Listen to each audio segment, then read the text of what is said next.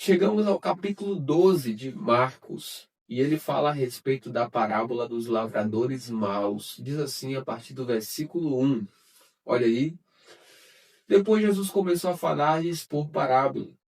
Um homem plantou uma vinha, pôs uma cerca em volta dela, construiu um lagar, edificou uma torre e arrendou a vinha a uns lavradores. Depois ausentou-se do país. No tempo da colheita, mandou um servo para que recebesse dos lavradores a sua parte dos frutos da vinha. Mas os lavradores o enganaram, espancaram e o despacharam de mãos vazias. De novo, enviou-lhes outro servo e eles bateram na cabeça dele e o insultaram. Mandou ainda outro servo, e a este mataram. Muitos outros lhe enviou, dos quais espancaram uns e mataram outros. Restava-lhe ainda um, o seu filho amado. Por fim mandou o filho, pensando, o meu filho lhes respeitarão. Mas os tais lavradores disseram entre si, este é o herdeiro, venham, vamos matá-lo, e a herança será nossa. E, agarrando o filho, mataram-no e o lançaram fora da vinha. Que fará, pois, o dono da vinha? Virá, exterminará aqueles lavradores e entregará a vinha a outros. Vocês ainda não leram este trecho da Escritura? A pedra que os construtores rejeitaram, essa veio a ser a pedra angular. Isto procede do Senhor e é maravilhoso aos nossos olhos? E procuravam prender Jesus, porque entenderam que ele havia contado essa parábola contra eles, mas temiam o povo. Então eles o deixaram e foram embora. Agora o contexto é a questão do imposto. A partir do versículo 13 diz assim: E enviaram a Jesus alguns fariseus e dos herodianos para o apanharem em alguma palavra. Chegando, disseram-lhe: Mestre, sabemos que o Senhor é verdadeiro e não se importa com a opinião dos outros, porque não olha a aparência das pessoas, mas segundo a verdade. Ensina o caminho de Deus. É lícito pagar imposto a César ou não? Devemos ou não devemos pagar? Mas Jesus, percebendo a hipocrisia deles, respondeu: Por que vocês estão me pondo à prova? Tragam-me um denário para que eu veja. Eles trouxeram, e Jesus lhes perguntou: De quem é esta figura e esta inscrição? Eles responderam: De César. Então Jesus disse: Deem a César o que é de César e a Deus o que é de Deus. E muitos se admiraram dele.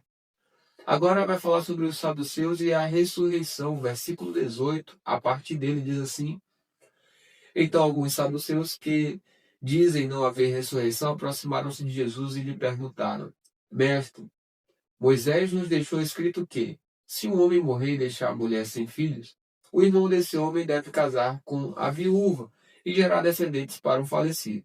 Havia 7 irmãos. O primeiro casou e morreu sem deixar filhos. O segundo casou com a viúva e morreu, também sem deixar descendência. E o terceiro da mesma forma. E assim os 7 não deixaram descendência. Por fim, depois de todos, morreu também a mulher. Na ressurreição, quando eles ressuscitarem, de qual deles ela será a esposa? Porque os 7 casaram com ela. Jesus respondeu: Será que o erro de vocês não está no fato de não conhecerem as Escrituras nem o poder de Deus? Pois, quando ressuscitarem dentre os mortos, nem casarão nem se darão em casamento, mas serão como os anjos nos céus. Quanto aos mortos, que eles de fato ressuscitam. Vocês nunca leram no livro de Moisés, no trecho referente à sarça, como Deus lhes falou: Eu sou o Deus de Abraão, o de Isaac e o de Jacó? Ele não é Deus de mortos, e sim de vivos. Vocês estão completamente enganados. O contexto agora, a partir do versículo 28, é o grande mandamento. Diz assim: Chegando um dos escribas que ouviu a discussão entre eles e viu que Jesus tinha dado uma boa resposta, perguntou-lhe: Qual é o principal de todos os mandamentos? Jesus respondeu: O principal é: Escute, ó Israel, o Senhor nosso Deus é o único Senhor. Ame o Senhor seu Deus de todo o seu coração, de toda a sua alma, de todo o seu entendimento e com toda a sua força. O segundo é: Ame o seu próximo como você ama a si mesmo. Não há outro mandamento maior do que estes. Então o escriba disse: Muito bem, mestre. E com verdade o Senhor disse que ele é o único, e não há outro além dele. e que amar a Deus de todo o coração e de todo o entendimento e com todas as forças e amar o próximo como a si mesmo é mais do que todos os holocaustos e sacrifícios. Vendo Jesus que o escriba havia respondido sabiamente, declarou-lhe: Você não está longe do reino de Deus. E ninguém mais ousava fazer perguntas a Jesus. Agora o contexto vai ser o Cristo, filho de Davi, a partir do versículo 35, diz assim: Jesus, ensinando no templo, perguntou: Como dizem os escribas que o Cristo é filho de Davi? O próprio Davi falou pelo Espírito Santo. Disse o Senhor ao meu Senhor: Sente-se à minha direita, até que eu ponha os seus inimigos debaixo dos seus pés. O próprio Davi chama o Cristo de Senhor. Então, como ele pode ser filho de Davi? E a grande multidão o ouvia com prazer. A partir do versículo 38, olha o que diz. E ao ensinar, Jesus dizia: Cuidado com os escribas que gostam de andar com vestes talares e das suas saudações nas praças. Buscam as primeiras cadeiras nas sinagogas e os primeiros lugares nos banquetes. Devoram as casas das viúvas e, para o justificar, fazem longas orações. Estes sofrerão juízo muito mais severo. O contexto agora é a oferta da viúva pobre. A partir do versículo 41 diz assim: Sentado diante da caixa de oferta, Jesus observava como o povo lançava ali o dinheiro. Ora, muitos ricos depositavam grandes quantias. Vindo, porém, uma viúva pobre, lançou 2 pequenas moedas correspondentes a um quadrante. E, chamando os seus discípulos, Jesus disse: Em verdade lhes digo que esta viúva pobre lançou na caixa de ofertas mais do que todos os ofertantes, porque todos eles deram daquilo que lhes sobrava. Ela, porém, da sua pobreza deu tudo o que possuía, todo o seu sustento. Chegamos ao capítulo 13 de Marcos. Ele fala sobre o sermão profético. E ele começa falando assim: a destruição do templo. Quando Jesus estava saindo do templo, um dos seus discípulos lhe disse: Mestre, que pedras, que construções. Mas Jesus respondeu: Você está vendo estas grandes construções? Não ficará pedra sobre pedra que não seja derrubada. O princípio das dores. Jesus estava sentado no Monte das Oliveiras, diante do templo, quando Pedro, Tiago, João e André lhe perguntaram em particular: Diga-nos, quando estas coisas vão acontecer e que sinal haverá quando todas elas estiverem para se cumprir? Então Jesus começou a dizer-lhes: Tenham cuidado para que ninguém os engane. Muitos virão em meu nome dizendo: Sou eu, e enganarão a muitos. Quando vocês ouvirem falar de guerras e rumores de guerras, não se assustem. É necessário que isso aconteça, mas ainda não é o fim. Porque nação se levantará contra nação e reino contra reino. Haverá terremotos em vários lugares e também fomes. Essas coisas são o princípio das dores. Estejam de sobreaviso, porque as pessoas os entregarão aos tribunais e às sinagogas. Vocês serão açoitados e por minha causa serão levados à presença de governadores e reis para lhes servir de testemunho. Mas é necessário que primeiro o evangelho seja pregado a todas as nações. Quando, pois, levarem vocês para os entregar, não se preocupem com o que irão dizer, mas digam o que lhes for concedido naquela hora, porque não são vocês que estão falando, mais o Espírito Santo.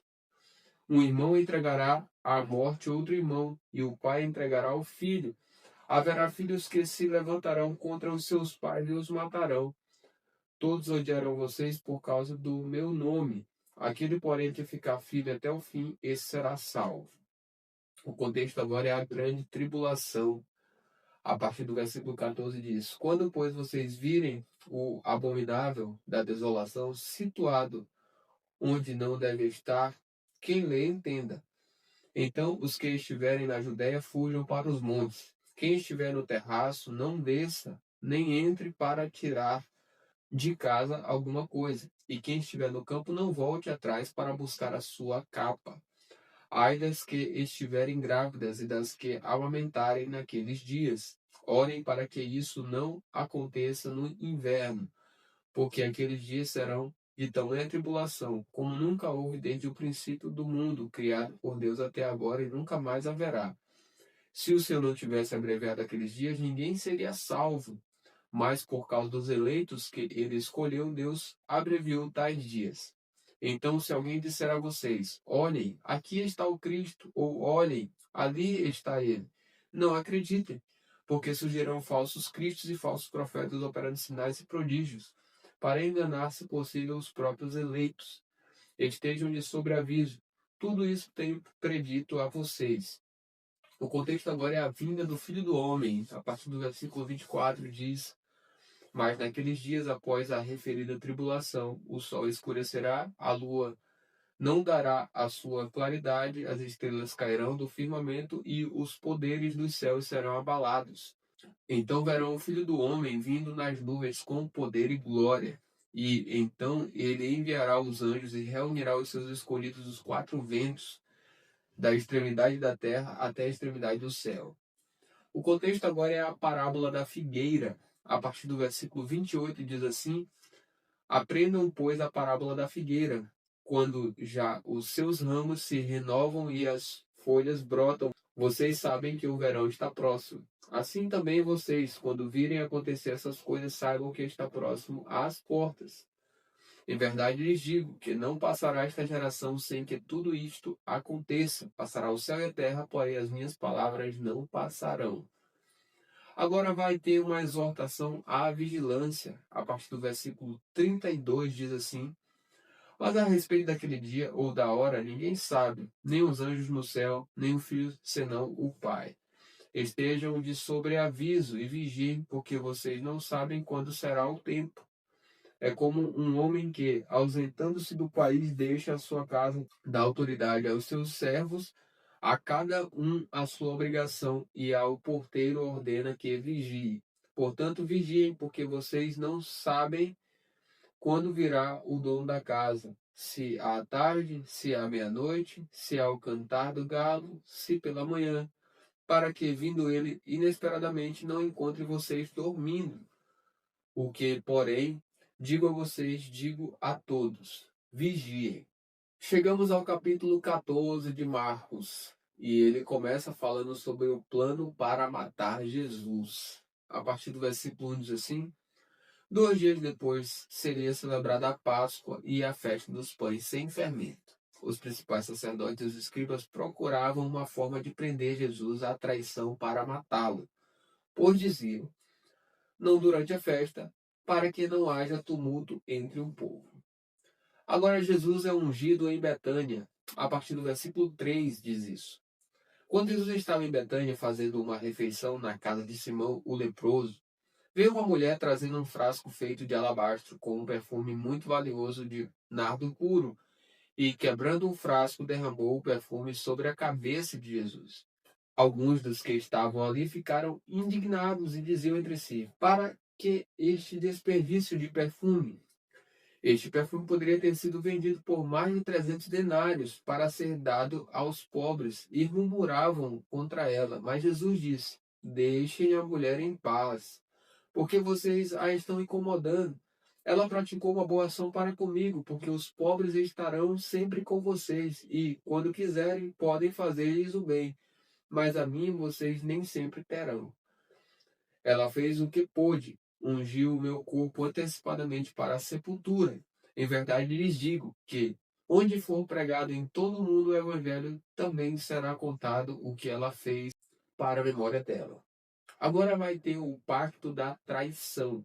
A partir do versículo 10 diz: e Judas Iscariotes, um dos 12, foi falar com os principais sacerdotes para lhes entregar Jesus. Eles ouviram isto, se alegraram e prometeram dar dinheiro a ele. Nesse meio tempo, Judas buscava uma boa ocasião para entregar Jesus. A partir do versículo 12, vai falar sobre os discípulos preparam a Páscoa. Diz assim: e no primeiro dia da festa dos pães sem fermento, quando já se fazia o sacrifício do cordeiro pascal, os discípulos de Jesus lhe perguntaram: onde quer que façamos os preparativos para que o Senhor possa comer a Páscoa? Então Jesus enviou 2 dos seus discípulos, dizendo-lhes: vão até a cidade. Ali um homem trazendo um cântaro de água, sairá ao encontro de vocês. Sigam esse homem e digam ao dono da casa em que ele entrar, que o mestre pergunta: onde fica o meu aposento no qual comerei a Páscoa com os meus discípulos? E ele lhes mostrará um espaçoso cenáculo mobiliado e pronto. Ali façam os preparativos. Os discípulos saíram, foram à cidade e, achando tudo como Jesus lhes tinha dito, prepararam a Páscoa. Agora o traidor é indicado. A partir do versículo 17 diz: ao cair da tarde, Jesus chegou com os 12. Quando estavam à mesa e comiam, Jesus disse: em verdade lhes digo que um de vocês, o que come comigo, vai me trair. E eles começaram a entristecer-se e perguntaram-lhe um por um: por acaso seria eu? Jesus respondeu: é um dos 12, o que comigo põe a mão no prato. Pois o Filho do Homem vai, como está escrito a seu respeito.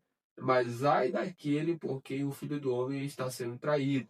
Melhor seria para ele se nunca tivesse nascido. E agora chegou o momento da ceia do Senhor. A partir do versículo 22 diz: e enquanto comiam, Jesus pegou um pão e, abençoando-o, o partiu e lhes deu, dizendo: tomem, isto é o meu corpo. A seguir, Jesus pegou um cálice e, tendo dado graças, o deu aos seus discípulos e todos beberam dele. Então lhes disse: isto é o meu sangue, o sangue da aliança, derramado em favor de muitos. Em verdade lhes digo que nunca mais beberei do fruto da videira, até aquele dia em que beberei o vinho novo no reino de Deus. E, tendo cantado o hino, saíram para o Monte das Oliveiras. Agora Pedro é avisado, a partir do versículo 27, olha o que diz. E Jesus disse aos discípulos: serei uma pedra de tropeço para todos vocês, porque está escrito: ferirei o pastor e as ovelhas ficarão dispersas. Mas depois da minha ressurreição irei adiante de vocês para a Galiléia. Então Pedro disse a Jesus: ainda que o Senhor venha a ser um tropeço para todos, não será para mim. Mas Jesus lhe disse: em verdade lhe digo que hoje, nesta noite, antes que o galo cante 2 vezes, você me negará 3 vezes. Mas Pedro insistia com mais veemência: ainda que me seja necessário morrer com o Senhor, de modo nenhum o negarei. E todos os outros diziam a mesma coisa. Agora Jesus, no Getsemane, fala sobre isso a partir do versículo 32. Olha o que diz. Então foram ao lugar chamado Getsemane. Ali Jesus disse aos seus discípulos: sentem-se aqui enquanto eu vou orar.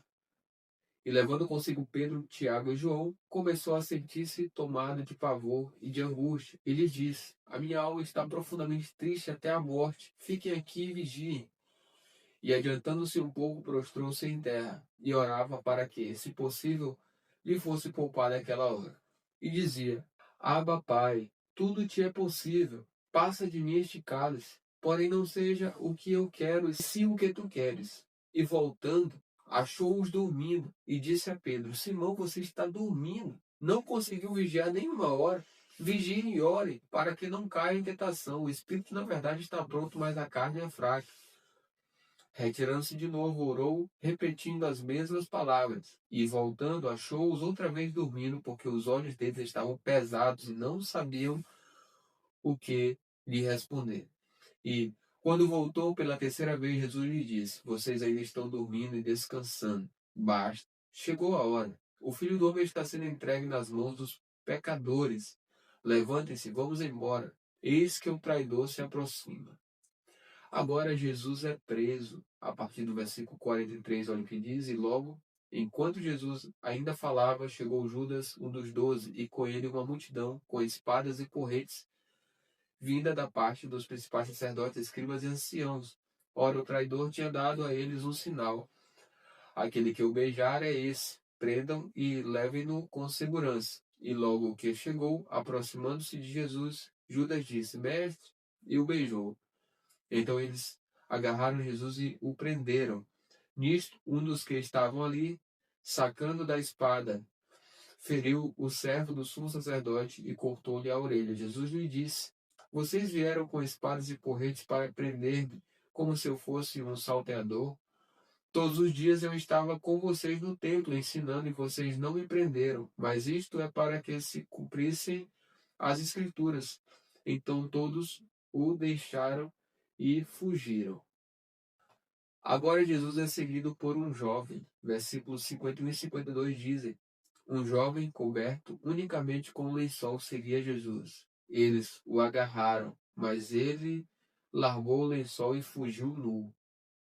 Agora Jesus diante do sinédrio, versículo 53, a parte dele diz: e levaram Jesus ao sumo sacerdote, e então se reuniram todos os principais sacerdotes, os anciãos e os escribas.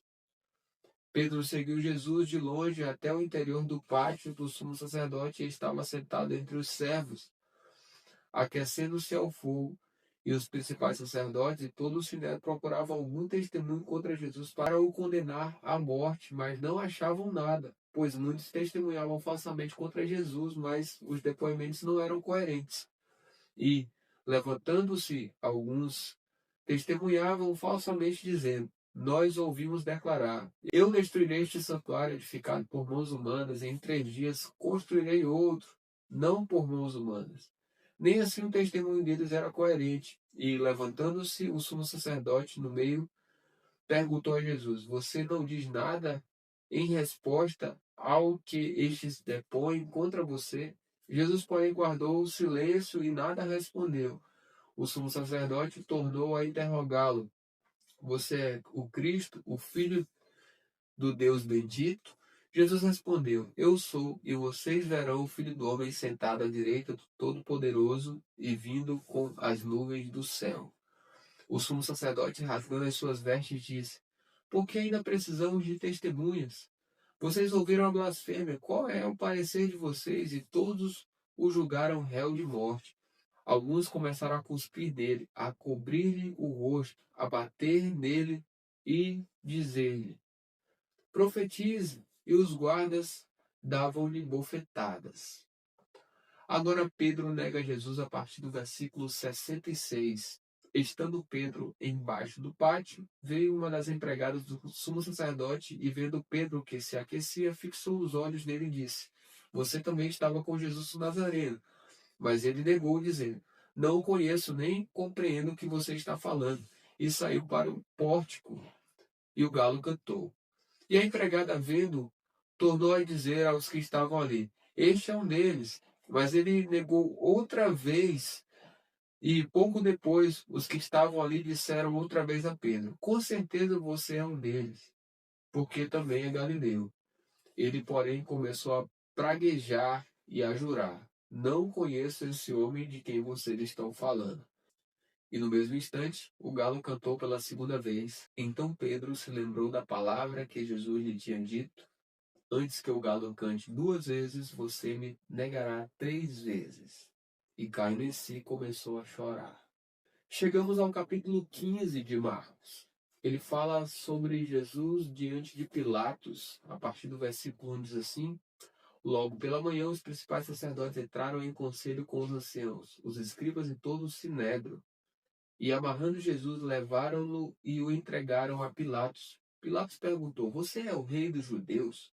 Jesus respondeu: o Senhor está dizendo isso. E os principais sacerdotes o acusavam de muitas coisas. Então Pilatos tornou a perguntar: você não vai responder nada? Veja quantas acusações fazem contra você. Jesus, porém, não disse mais nada, a ponto de Pilatos muito se admirar.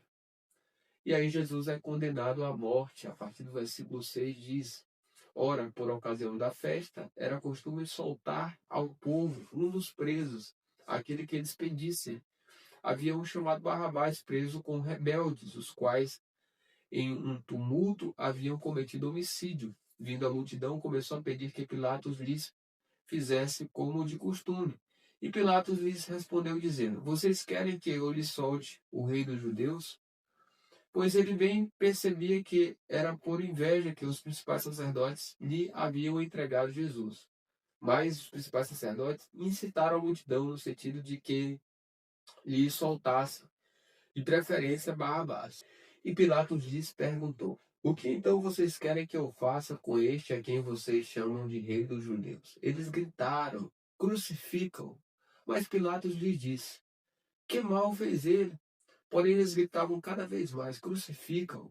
Então Pilatos, querendo contentar a multidão, lhe soltou Barrabás e, depois de mandar açoitar Jesus, entregou para ser crucificado. Agora os soldados zombam de Jesus a partir do versículo 16, diz: Então os soldados levaram Jesus para dentro do palácio, que é o pretório, e reuniram toda a tropa. Vestiram Jesus com um manto púrpura e, tecendo uma coroa de espinho, a puseram na cabeça dele. E o saudavam, dizendo: Salve, rei dos judeus! Batiam na cabeça dele com um caniço, cuspiam nele e, pondo-se de joelhos, o adoravam. Depois de terem zombado nele, tiraram-lhe o manto púrpura e o vestiram com as suas próprias roupas.